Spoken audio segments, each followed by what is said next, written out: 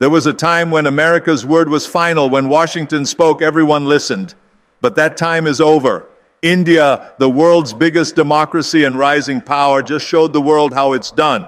And America, they're still trying to figure out what hit them. This isn't about trade deals or angry tweets. This is about the big shift happening right now where old rules don't work anymore. This is how India played the game better and left America looking weak. Look, sanctions used to be the magic bullet. That's what people don't get. It wasn't about being right. It was about control. America had this system where if you stepped out of line, you got punished.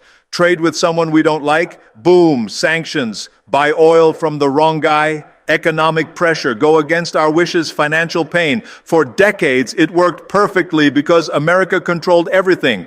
The dollar, the banks, the trade routes, even the news. But here's the thing, that system is broken now. It's like trying to use a typewriter in the iPhone age. The world moved on, but America's playbook didn't. You've got countries now that don't need American permission to survive. Places like India, China, Brazil are building their own systems, their own partnerships, their own ways of doing business. Every time America threatens sanctions, they're actually pushing these countries to find new solutions. India saw this coming.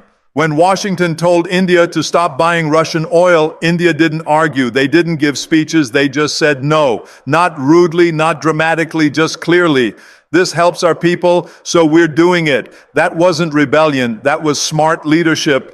The sanctions game is dying because countries have choices now. They're not sitting around waiting for American approval anymore. They're building their own networks. And every time America uses that threat, they lose a bit more power. It's like the boy who cried wolf. Eventually, nobody believes you. India didn't just wake up one day and decide to challenge America. This has been building for years. For decades, India played it quiet. Huge country, massive potential, but geopolitically careful. They'd smile politely, do business, avoid fights. The world expected India to stay in that box forever. Be thankful for investment, follow the rules, don't make waves. But that India is gone. Under Modi's leadership, everything changed. It's not about picking fights or making enemies. It's about dignity. India is done being treated like America's little brother. They're not a branch office of Washington's foreign policy.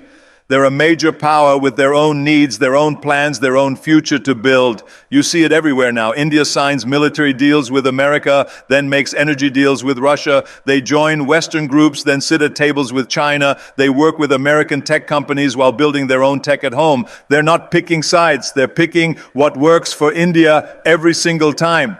This kind of independence scares old powers because for so long, world politics was simple. You're either with us or against us. Pick a team and stick with it. But India is saying something new. We're on our own team. They don't need babysitting. They don't need permission. That's scary for empires built on controlling others. And India isn't just talking big. They're backing it up with action, protecting their borders, building roads and factories, growing their economy, spreading their influence. Real power doesn't need to be loud. It just gets things done. And India's getting a lot done these days.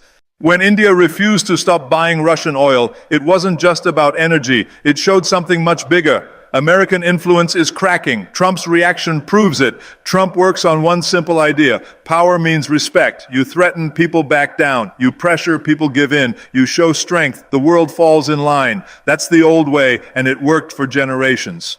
America was the only option. If Washington wanted something, countries delivered, not because they loved America, but because they had nowhere else to go. But now they do. And when India kept buying Russian oil despite American anger, it broke that old system wide open. Trump saw this as betrayal. In his mind, friends should follow orders. America puts money in your economy, buys your stuff, gives you access to our markets, and you pay us back by doing what we say. Simple deal. But India didn't play along. They bought Russian oil. Lots of it, even when Western news channels went crazy about sanctions. Why? Because it made sense. It was cheaper, steady, and helped regular Indians.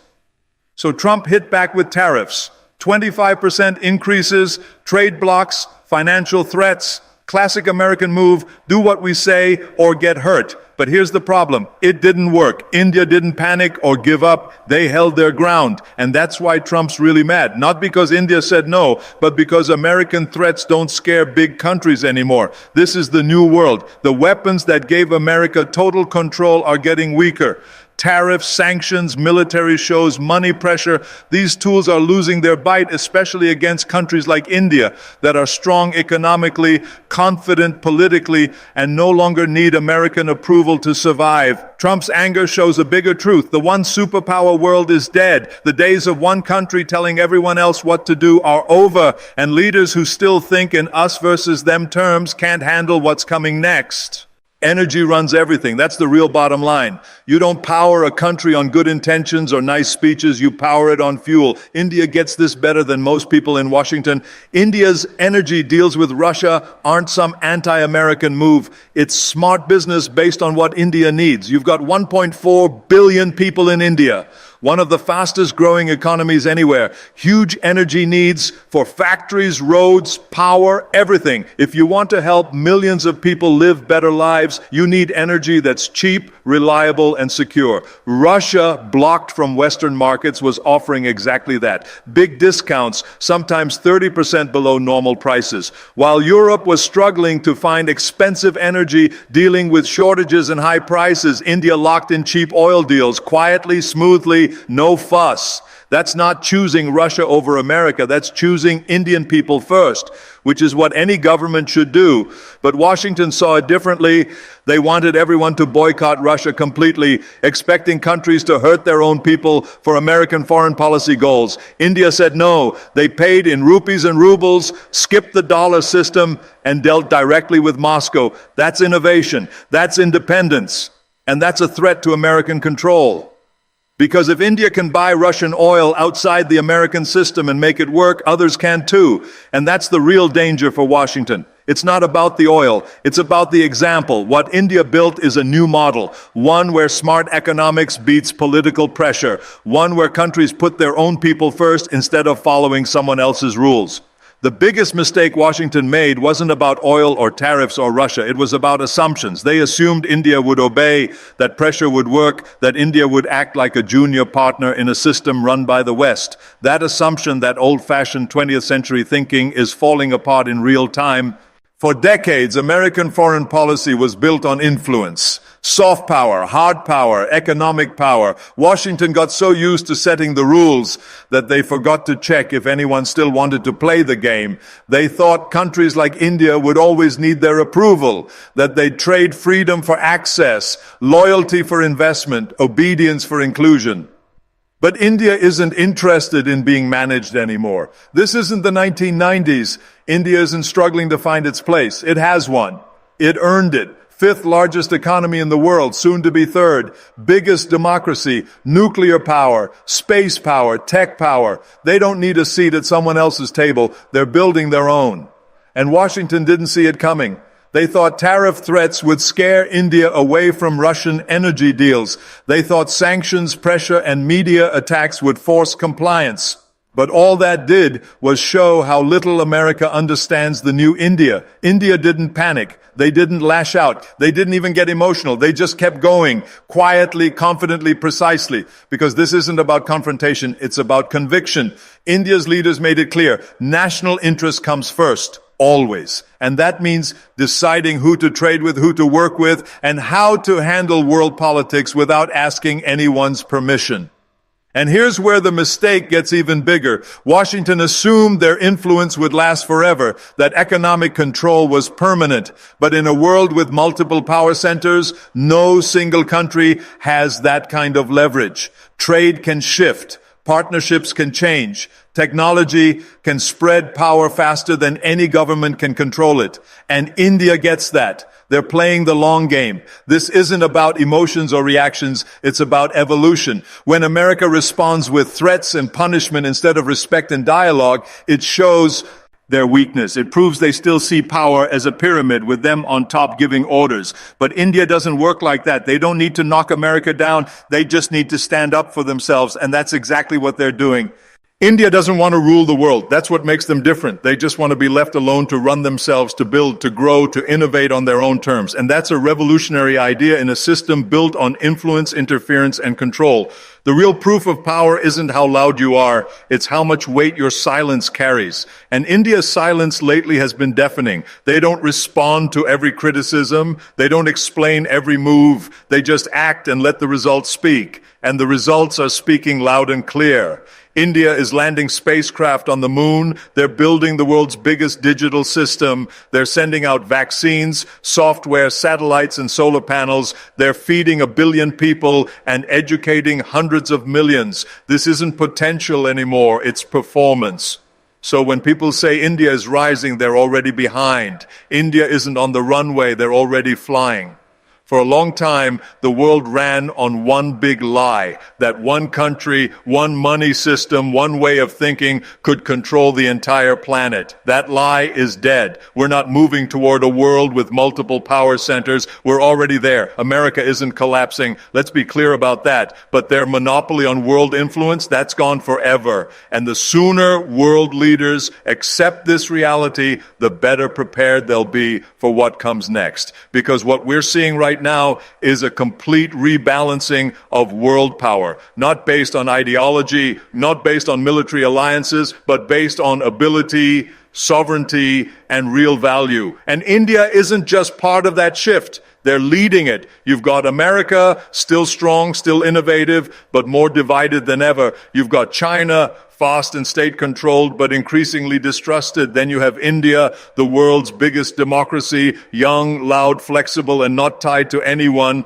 His playbook. This is what makes right now so important. We're not just seeing new partnerships, we're seeing the birth of new centers of power, new circles of influence. India's deals with Russia on energy, with America on tech, with the Middle East on trade, with the global South on diplomacy. That's not contradiction. That's a blueprint for how diplomacy works after the one superpower era. Old world powers used to demand loyalty. You're either with us or against us. That kind of black and white thinking doesn't work anymore. Not in a world where energy, data, and innovation are spread out everywhere. Not in a world where AI and quantum computers are going to change everything from war to money to medicine. India understands this. That's why they don't sign up for every Western story. That's why they buy cheap Russian oil if it helps their people. That's why they build 5G at home, send rockets to the moon, and still sit at tables with both Washington and Moscow. Because power in the new world isn't about domination, it's about options. The more choices you have, the more leverage you hold. And India has options. Not just in foreign policy, but in manufacturing, energy, defense, space.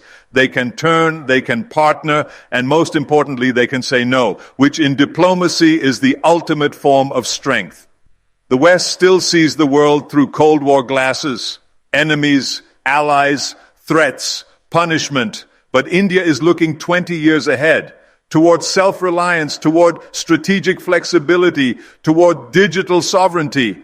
And that's the future. The multi-power world isn't chaotic. It's more democratic. It's messier, sure, but it gives more countries a real voice. It lets new powers rise without starting wars. It allows cooperation without force. So the question isn't whether the multi-power world is coming. It's already here. And India isn't just adapting to it. They're mastering it. If there's one truth Western powers need to understand right now, it's this. The era of control is over. You can't sanction your way to loyalty anymore. You can't shame nations into obedience. And you definitely can't lecture rising powers while ignoring your own problems. And if the West wants to stay relevant in this equation, it needs to adapt. Start by treating emerging powers as ours as equals, not as junior partners. Stop framing world leadership as a one-way street. Recognize that cooperation can exist without alignment, that friendship doesn't require submission. The world isn't run by one power anymore. It's not even run by two. It's becoming multi-directional, decentralized, distributed, and dynamic. And India is one of the architects of that future. The West can get angry, it can issue warnings, it can throw around sanctions, but here's the truth, Washington hasn't fully accepted yet. The era of control is over. You can't bully 1 billion plus people into submission. You can't tariff away sovereignty. You can't sanction independence out of existence. India is playing the long game. They're not reacting emotionally. They're calculating, building, thinking generationally, not just politically. And that's what real power looks like now. It's not about dominance. It's about resilience. It's not about obedience. It's about self-mastery. It's not about fear. It's about vision. India has that vision, and they're no longer afraid to act on it. So yeah, Trump might be furious. The West might be frustrated. But India is just getting started. There was a time when America's word was final. When Washington spoke, everyone listened, but that time is over. India, the world's biggest democracy and rising power, just showed the world how it's done. And America, they're still trying to figure out what hit them. This isn't about trade deals or angry tweets. This is about the big shift happening right now, where old rules don't work anymore. This is how India played the game better and left America looking weak.